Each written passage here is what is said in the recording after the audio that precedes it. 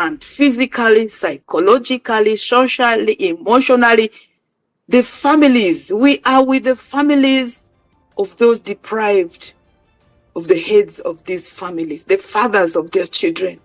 Others are missing. This should enable us to be more than angry as women of Uganda.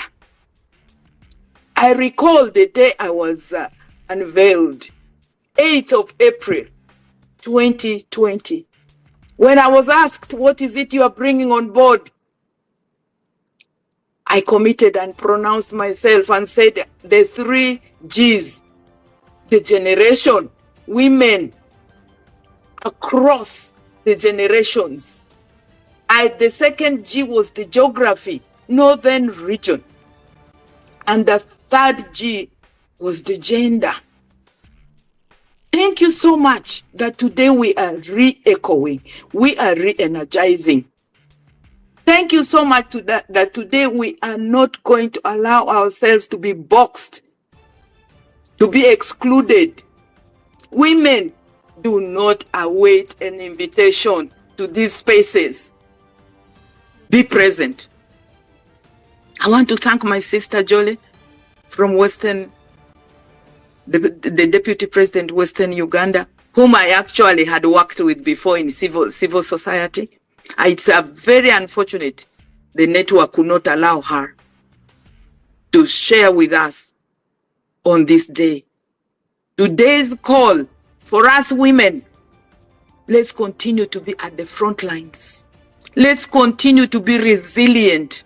Let's continue to demand to be present and be present. We do not have to be recognized. We do not have to be invited. We don't. Because when the house is on fire, which invitation do you wait for? You don't. So women, we follow track. We lead by example. I will be back very soon. It was a very, very major operation of 3 hours, surgery, but I will definitely recover. We are not going to give up. We will not give up. Because indeed, as the president said rightfully, the time is on our side. The people are on our side. God is on our side. Let's just continue to push in whatever way possible. Let's be inclusive. Let's be motherly. Let's be very organized. And I want us to be inoculated by what the president stated clearly. Organize. We mobilize. We organize. We agitate. Because we will need to be at the forefront of all this. We will need to support one another, not pull one another down. We will need to expose one another in terms of the different capabilities, not shelving ourselves. And let us not be accept to be shelved. No. And we have NUP, which actually does not practice that. Why do we allow ourselves to go back to the closets? We should not go back to the closets.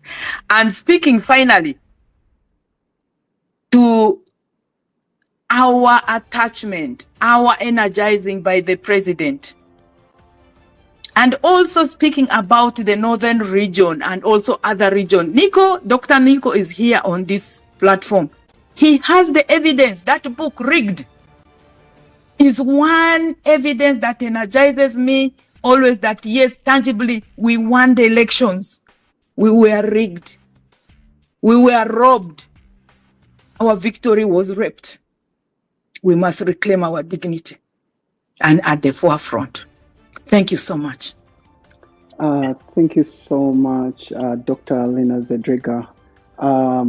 We've seen most of our political prisoners that are women, especially in the last couple of, like the Kawempe. We've seen a woman being beaten pretty more, like even you cannot beat an animal to that extent, but that brutal against women. We've seen most of the women organizations that fight for women's rights are quiet about it. What efforts have been put in place to see that these organizations, I mean, in brackets, they are out there to fight for the rights of women, but they're quiet when the women are being tortured. What has been done, or have you tried to engage these different organizations as far as that is concerned? Thank you so much. I'm a member of FIDA Uganda. I'm a member of Forum for Women Democracy. I'm a member of UONET. I have also quite engaged with a number of these women's organizations. Sarah Birete has been speaking out, has also had the spaces where we could also speak, but as women from National Unity Platform Party, we also have created our own space where a number of other women, of course the scale has not gone up. Indeed, we, with the Flavia, Honorable, and other women who also belong to the women's movement, have engaged. But of course, we've not engaged extensively. I must state that. However, speaking about this, in terms of the beating and the brutality, many of you will recall on the 20th of July, 2024, when we were supposed to have peacefully celebrated the 4 years of our existence. The offices were cordoned off the previous night. Our president was under house arrest. And by 10 o'clock, the Honorable Zakes and many other people were already picked. I remember very vividly the anger of a woman in me came up. I walked from Alerwe, having come in a border, up to the office. You saw what happened. And fought that I was not, bundled and thrown in. Because I also chose that I was not going to go in. There is a way as women when we fight. In fact, right now, there is a guilty consciousness of that very woman who also remanded another woman. So we are not doing enough online to highlight these realities, to demand, to condemn. I also conclude by saying in northern Uganda, when the rape and the cutting of women's lips and breasts was at its most, we demonstrated as the elderly women by dancing war songs. I think that is what we're left to do. We bared our breasts. I was among them in Gulu, northern Uganda. The result was amazing because the religious leaders started now coming in solidarity in the streets to stay overnight with the night commuters. Absolutely, your question has actually triggered something that we had never considered. And we are going to do it. I'm only waiting for my stitches, to get better. I'm also going to make sure we explore the womenly demonstrations, the womenly agitations, the womenly organizing, of course, with the full guidance of the Secretariat. Thank you very much. Thank you so much, Madam Zedriga. I think I'm going to have Mr. Karen. Go ahead, Doctor. Yeah, go ahead, Doctor. Yeah, I have a question for Dr. Zedriga before she leaves. We have seen a concentration of resources by NRM in northern Uganda, where they have really tried to turn the tide. I think during the Besigye days, they had lost northern Uganda. Of course, NUP has support there, but it used to be a really region which was dominated by the opposition, and NRM has really focused in and put a lot of leaders in northern Uganda, the likes of Mao and others, given them cushy positions in government, and turned the tide to a certain extent in terms of the NRM impact.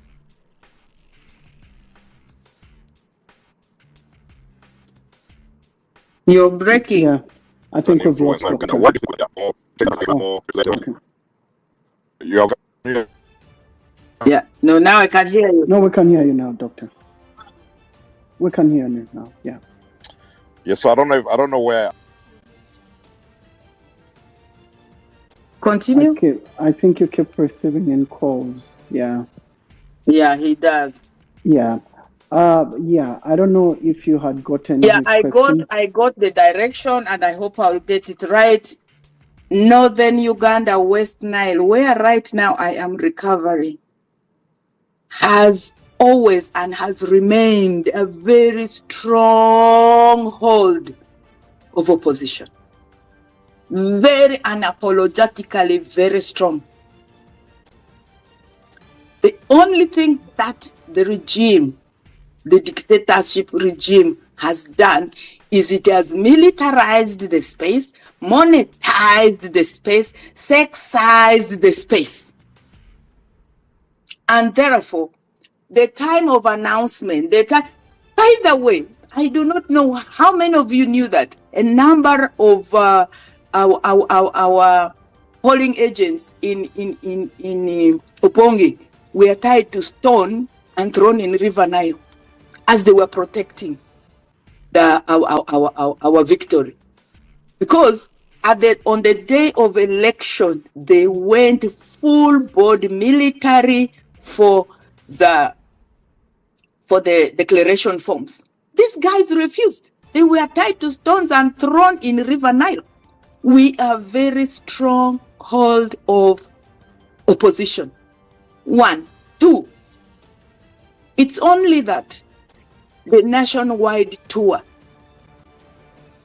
was stopped, brutally stopped. You have seen it. You saw us in Koboko. You saw us in Yumbe. You have seen it. It is the militarization, the monetization, the brutalization of whole families.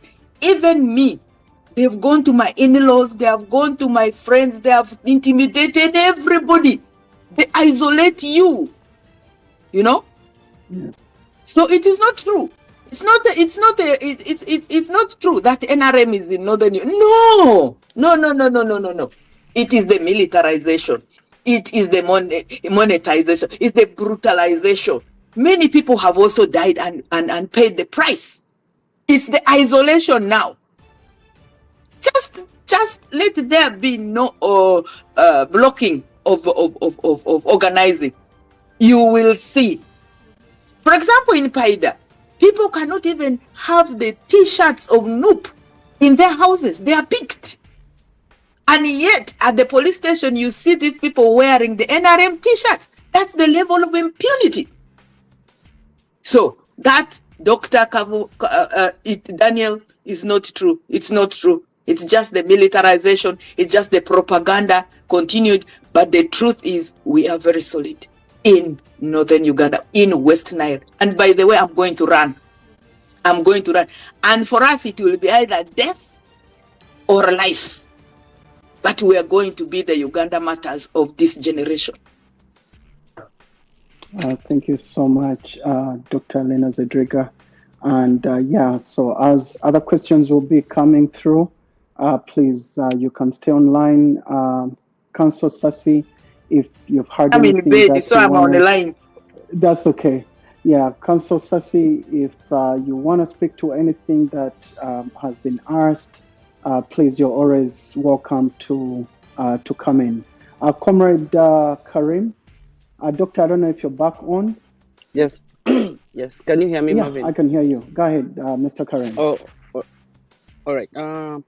Mine will be quick. First of all, happy Women's Day to all our comrades here. Happy Women's Day, especially our Vice President, Dr. Zedriga, and thank you so much for being part of this space. I think I have two or three comments to make. One, like the earlier comrade said, there is need for us to continuously have these engagements where we have the diaspora reconnect with the people on ground. It will help us re-energize. It will give us a proper organization of the diaspora, knowing that we are in tune with what's going on ground. It also helps our leaders speak directly to the diaspora and get our message out without the message being diluted. Secondly, adding on to that, there is need for us to continue having this online kulabisa. We have to expose the regime. The regime is in a situation where it has lost gravitas, and they are hanging on to whatever they can hang on to stay relevant. And I'll give one specific example.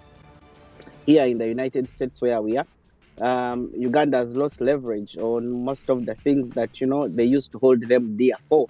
We have lost leadership on being the security campus in the Great Lakes region. They are shifting everything to Kenya. We have also lost the goodwill of many development partners. And what we have been remaining with is the card for hosting refugees. And I must tell you, comrades, that 2 days ago, the Ugandan ambassador to the US received an award on behalf of the government of Uganda for their leadership on hosting refugees. Now, they are hiding themselves behind refugees, but the record doesn't show that. I must tell you, comrades, that in 2022, the International Criminal Court ordered Uganda to pay the DRC $325 million US. And out of that $325 million, it were $225 million for raping young children and women by the UPDF, for displacement of over 500,000 people, and for the killing of innocent civilians. 60 million was ordered for Uganda to pay for plundering mineral resources, for stealing mineral resources, and damaging the landscape of the DRC. And the 40 million was for the destruction of property. Now, when you see a country in such a situation that is taking pride in hosting over 2 million refugees, we have to ask ourselves, where do these refugees come from, and what are the situations behind the countries where they are coming from? So seeing refugees coming in from the DRC, coming in from South Sudan, and everywhere else, it's a way of building PR for the regime, because they have lost gravitas everywhere else. It is very painful to see Ugandan representatives here stand in broad daylight and receive an award on behalf of millions of people suffering in DRC, on behalf at the expense of Ugandans who are paying the price. You and me are paying the $325 million US that was ordered by the ICJ. So why am I making this point?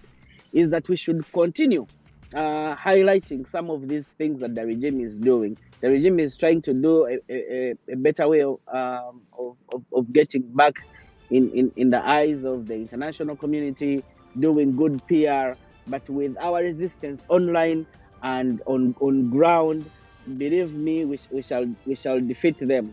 They are right now being defeated. They are right now in the evening hours of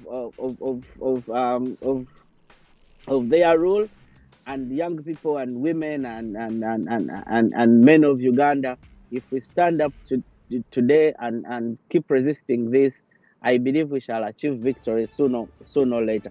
I want to thank you again, the organizers of this event. I want to again wish our ladies a wonderful International Women's Day. Thank you so much for the resilience, and thank you for supporting our comrades that are running from the bottom up on the ballot of NUP. Thank you so much. Thank you so much, Mr. Karim. We have Josephine from Kenya, and after Josephine from Kenya, Comrade Sarah, if you can go through the questions probably that need answering in the chat, that would be good. The mic will be yours, Comrade Sarah, after Josephine. Yes, Comrade Josephine from Kenya. Habari. Zuri, hamjambo. Thank you so much. I would really want to appreciate you, and especially the Diaspora team, for taking this opportunity to actually stand and speak, to hear from His Excellency Robert Chagulanyi. I really salute him. I'm really happy wherever I see him address and see to wake up and decide that the new dawn of Uganda must come.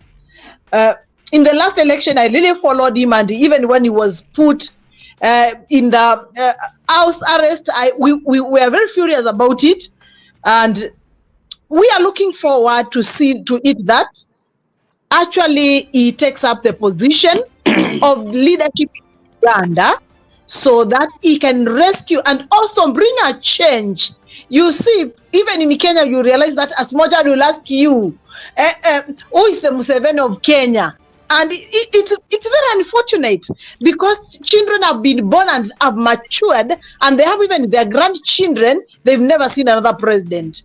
It's not all about they've never seen another president because things are good, no. But because of oppression and intimidation. And the people from the diaspora, you can be of great help to the country of Uganda, because some of the things that you can hear out, they can really help the country, especially those who are within the country may not be able to say some of the things. However, when you are in the international, you can create, you can post, you can express yourself, and you know you are safe. And like those of us who are currently in Uganda. So it's my prayer and great hope to see that you keep on doing a proper calculation on what to happen in the next election, and at the same time, we also need to capitalize a lot. Personally, I get irritated when somebody does oppress you. Even when I do not know you, I'll speak. And that's one problem we have as activists.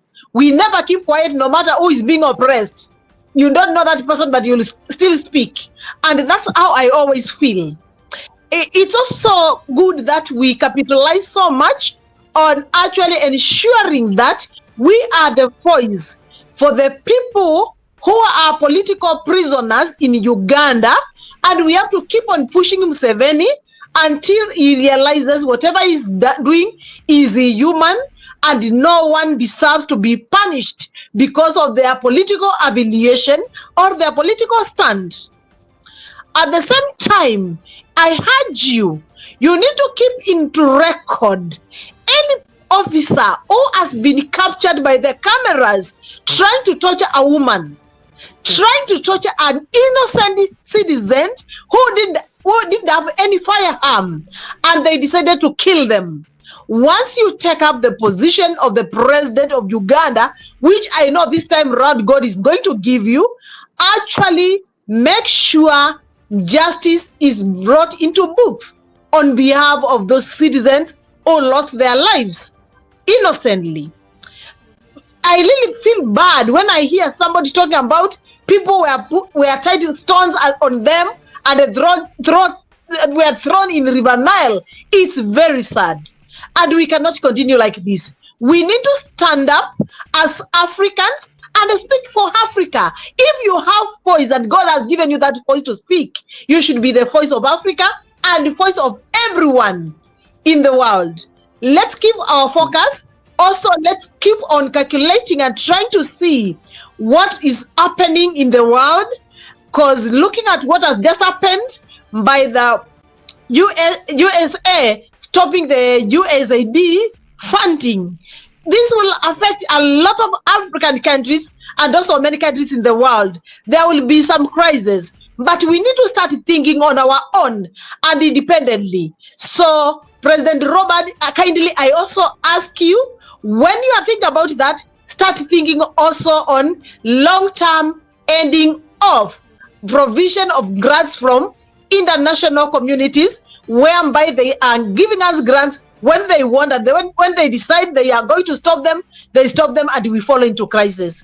Thank you so much for giving me the opportunity to speak to Ugandans. I really appreciate you.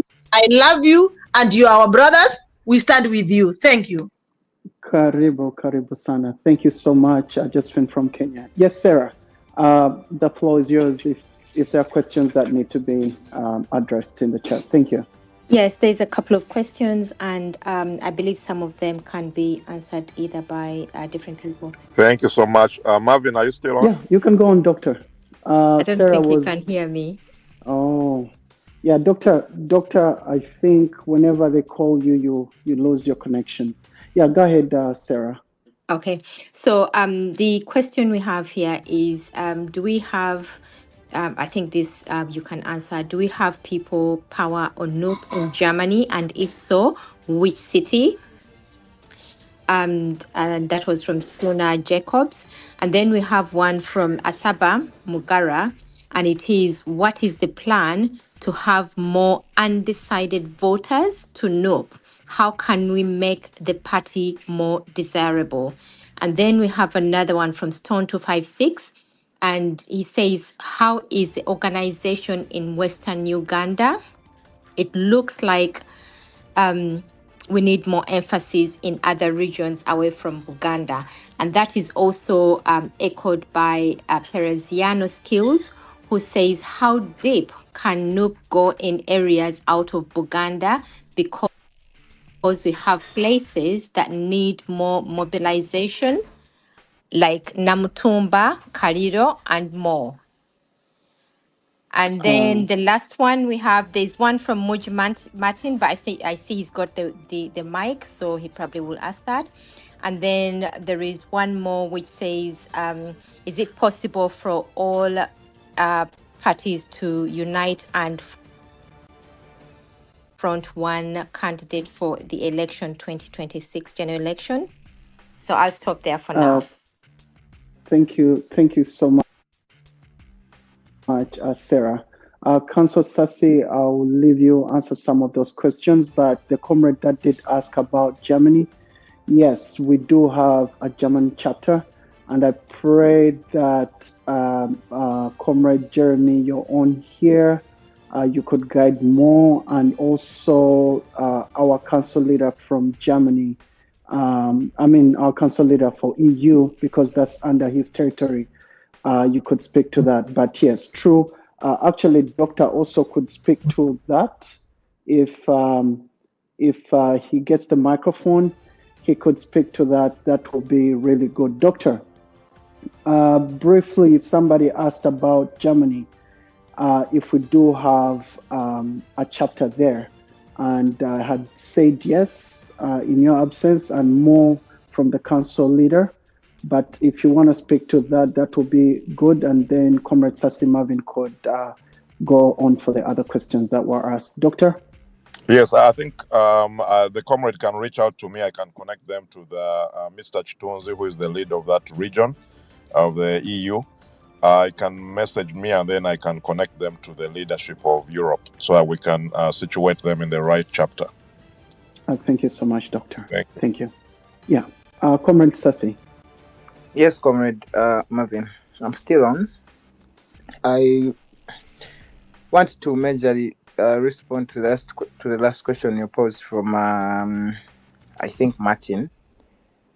Basically asking, if I recall well, he was asking whether it's not possible for the opposition to field one candidate in the election. And then how best can we attract more people to like our party? That was also one of the other questions. Yeah. Yes. The floor is yours. Thank you. I think I'll try to combine them. Okay. I think, to be fair to everyone involved, there has been genuine goodwill from leaders across the board, from opposition leaders across the board. I think the leadership of our party, the National Unity Platform, has gone out of its way to engage in conversations about the struggle with leaders of sister opposition parties, at least those leaders who public consensus would have it that they are still on track. But at the end of the day, I think it's important for all of us to understand that at the end of the day, different parties have, like they say, unfortunately, politics or the struggle is, in some cases, or for some people, are just about interests.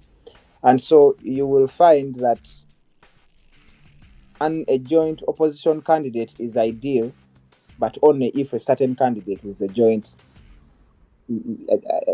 I don't want to be misquoted. If a certain candidate is the joint candidate, so you will find supporters without pointing out any particular opposition party, particular opposition group.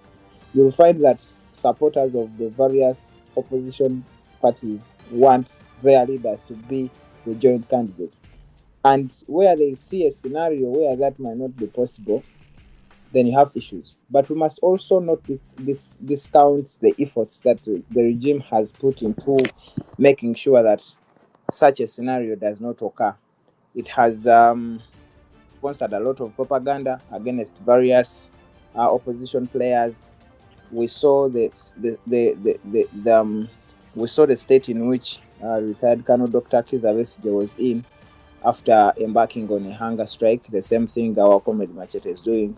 We saw comrades online, unfortunately also some comrades who have got quite a following in the diaspora, coming out on social media and saying Dr. Besigye is in some scheme with the regime, to gain relevance through these antics and all that. And of course, such comments are not just unfortunate, but then they also make it extremely hard to now have a conversation of joint candidature and all that. But still, to relate it with the other question, how can we make especially those people who are not yet either members or supporters of NUP to support it? I think that question can be answered in several ways. But for me as a person, what I usually say is that what we do, as who are already supporters of the party, as who are already members or as who are already leaders in the party, we should live, act, and speak by example. We should interest others to join the party based on what they see ourselves doing, based on what they hear us say. If what we say, if how we conduct ourselves does not give an outsider or a fence sitter the confidence and the courage and the interest to join the party, of course they will not. But the other thing we must also appreciate is that not everyone who, or to stretch it, not everyone who does not support the opposition, not every such person is actually incapable of supporting NUP or of joining, or at least of sympathizing with the opposition generally. I keep saying that we all join the struggle on different dates. Like, we are all born in different years. We have all gotten awakenings about different things in life at various stages.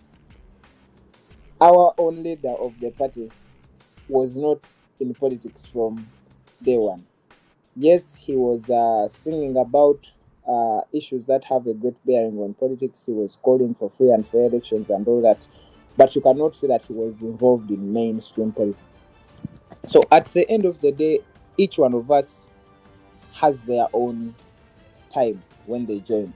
Each one of us we have our own experiences. We have what made us join. It's important to understand that while we try to interest other comrades in joining or in supporting the party, the fact that they don't support it or they are not members at this time does not mean, number one, that they are incapable. Number two, it does not mean they are stupid. Right?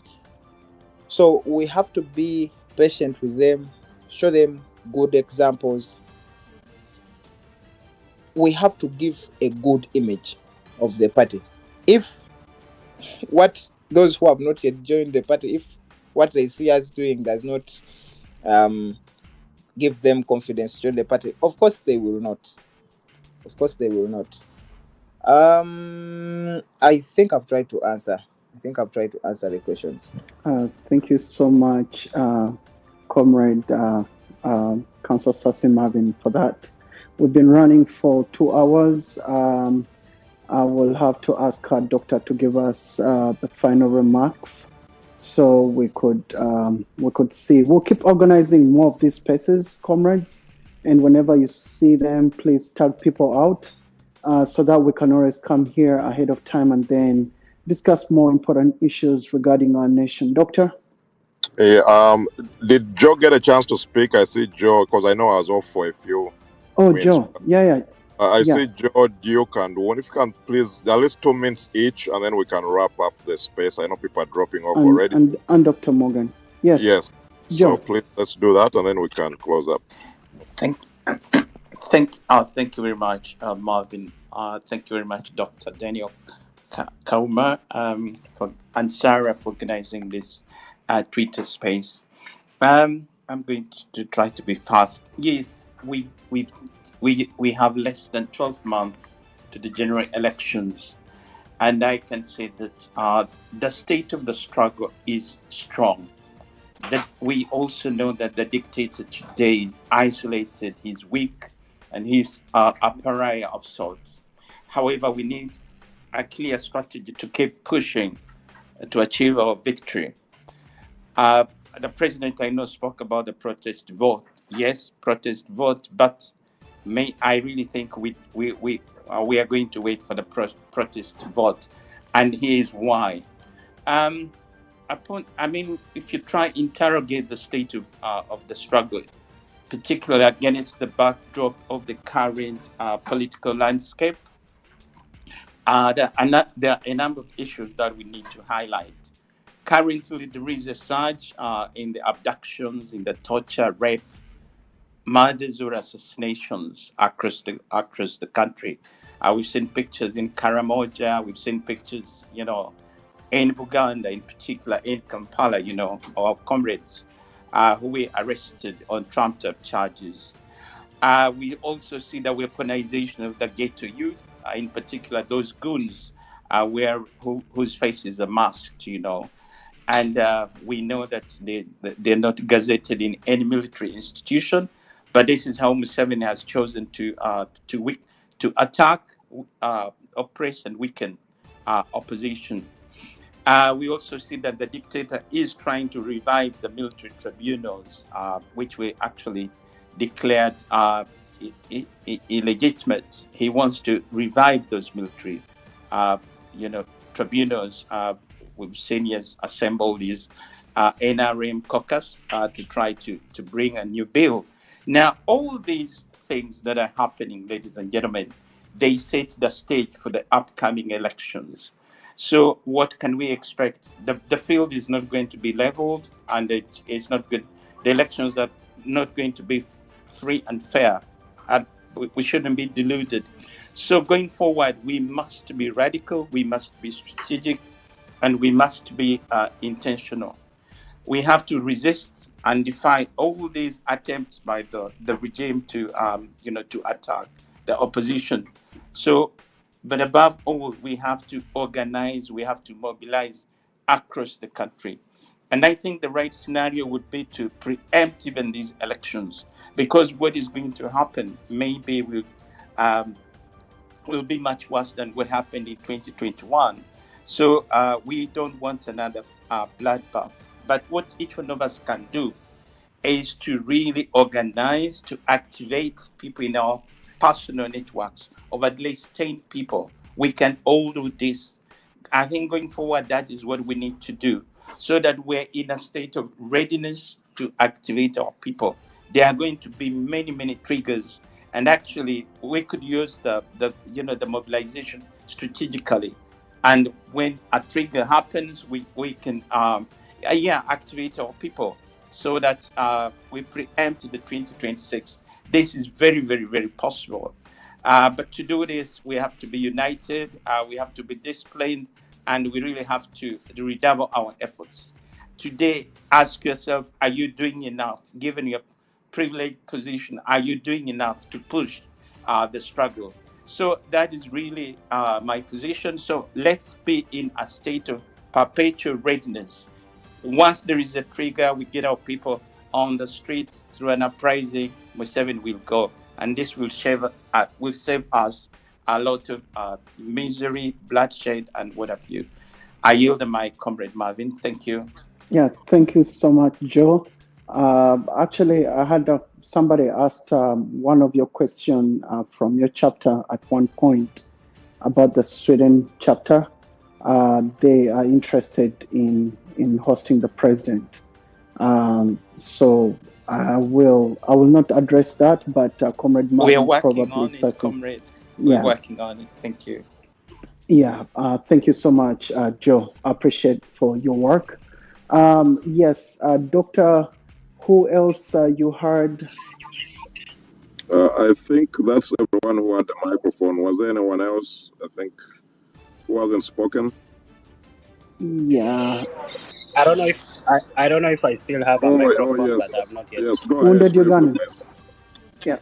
Yes, let me just use my 2 minutes to thank the Noob Diaspora platform, the leadership of Dr. Daniel Kauma, Marvin, the leadership of National Unity Platform, His Excellency Robert Chagulanyi Sentamu, for giving us this time and a lot of different solutions to different challenges that we are facing as oppressed people of Uganda and as the members of National Unity Platform. I have very short comments to make. First of all, I want to thank the people of Uganda who have come out strongly to condemn the actions of JAT, the illegal JAT, or what some of you are terming as the hooded men in black overalls. Thank you very much, and please continue amplifying sound whenever you see injustice occurring in our country. It was a good gesture today to see these people that even when they might have been in the rally in Kawempe, they camouflaged. They did not come up with black hoods. So thank you. That shows that your voices are actually being heard. And secondly, I want to say the solution to all this, whether it is today or tomorrow or after tomorrow or the year next, it will take all of us to rise up, the people of Uganda.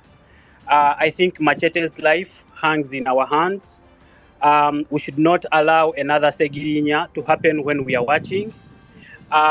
We have for so long tolerated wrongdoings, and we know that it's wrong. And I think it's upon all of us to stop this. For example, the unconstitutional court martial, which was stopped after the arrest of Dr. Kizza Besigye, but it has been existing even when we all know that it's unconstitutional. We live in a country when we all know that we are being governed by people who don't follow the constitution. And yet we are the majority Ugandans. So my call upon to you all Ugandans as I conclude, please get involved. And when we are united, we are better than when we are fighting individually. Twerwaneko sawa ya self defense, buli omu werwaneko ate bwe twegatta tusobola ffenna okutunula eggwanga lyaffe. Thank you very much, comrades, and I rest my Yeah, case. Thank thank you so much, Comrade Wounded Ugandan, and for the words of encouragement. Doctor, whenever you have a moment, I'll need your closure part so that we could close. It's been running for 2 hours. Yep, whenever you have a moment, Doctor.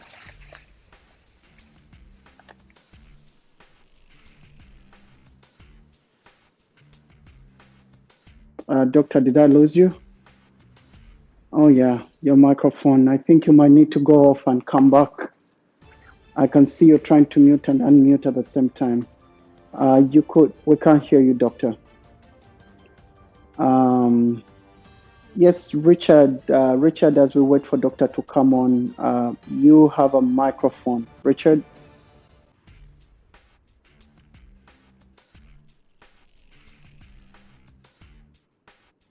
Oh, actually, it could be me having an issue. Richard, can you hear me? Comrade Sasi, can you hear me? Yeah, we can hear you. Okay. I think it's a problem on their side. Comrade Richard. Comrade Richard. Yes, Councillor Sasi, give us your closing remarks as we wait for Doctor.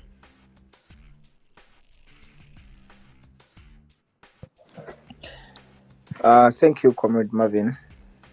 I want to reiterate my appreciation for to all of you, comrades in the diaspora, the leadership of Dr. Kauma for all the efforts for organizing this interaction. Of course, I want to re-echo the words of the president, where he requested you, our comrades in the diaspora, to keep doing what you've been doing. Please don't stop. Don't reach somewhere and you assume, these protests outside the White House, these protests at the different embassies, they are not working, they are not effective. They are effective and they work. But of course, when it comes to the regime, they have to use reverse psychology, and they show you that you're wasting time. What you're doing is inconsequential. It's not felt on ground. You find people saying, if you really want to contribute to the struggle, come back to Uganda, as if to make you feel like that whatever you're doing outside the country does not matter and does not push the struggle forward.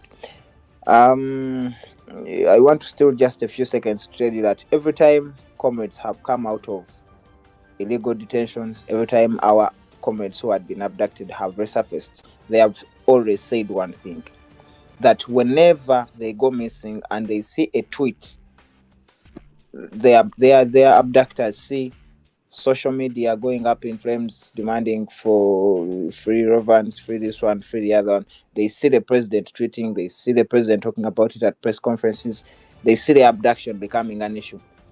That forces them to even change the tactics. If they had been receiving strokes of the pen every day, the abductors will stop. So those actions that you take, they might appear small or insignificant or inconsequential in the moment, but please, just like the president said, keep doing exactly that. Ultimately, they all add up and eventually we shall get where we want to go. Thank you once again for your time. Thank you once again for the sacrifice. Please keep going. Arutal continua. Thank you so much, Council Sasi Marvin. Yes, Doctor, I think it's your moment. Can you hear me we now? We can hear you now. Yes. Go ahead, Doctor.